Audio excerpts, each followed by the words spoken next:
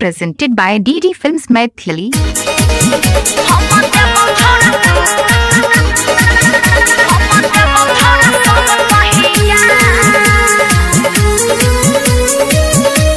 Music by Rakesh Mittal Brother. दिन सारा है छे फेरा में 2 दिन बियाह के गलो एते बदल गेले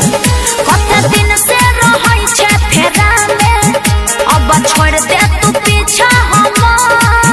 बुझु जातो जसैया चक्कर के रो तोड़ दे तो हड्डी तोहार कुआरे में चुम्मा सचल बेला काम चीज चिखबे कहिया अपन हिराय तो हम जहिया हम देबो छोड़ा सब कहिया साचो में लेती है हम देबो छोड़ा सब कहिया केना के तू भूल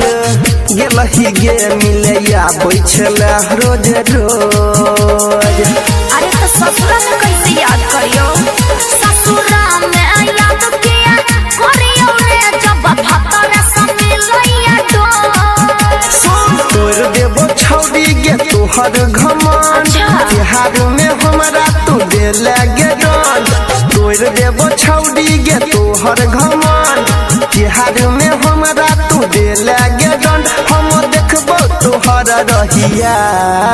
अपन हिराय तो हम जहिया हम देबो छोड़ा सब कहिया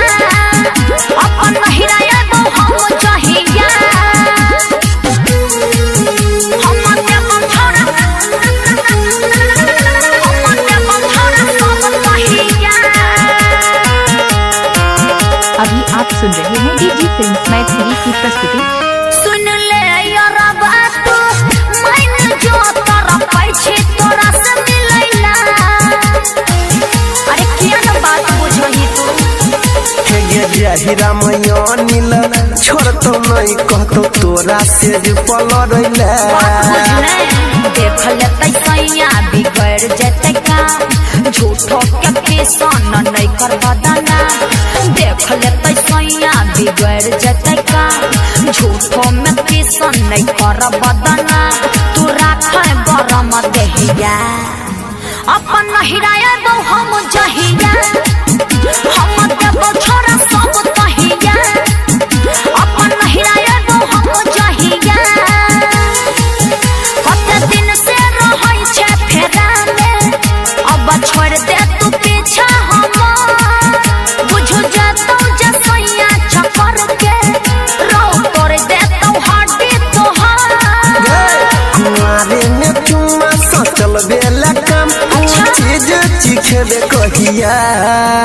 अपन हिराय तो हम जहिया हम देबो छोड़ा सब कहिया साचो मिली की गे DD Films Maithili.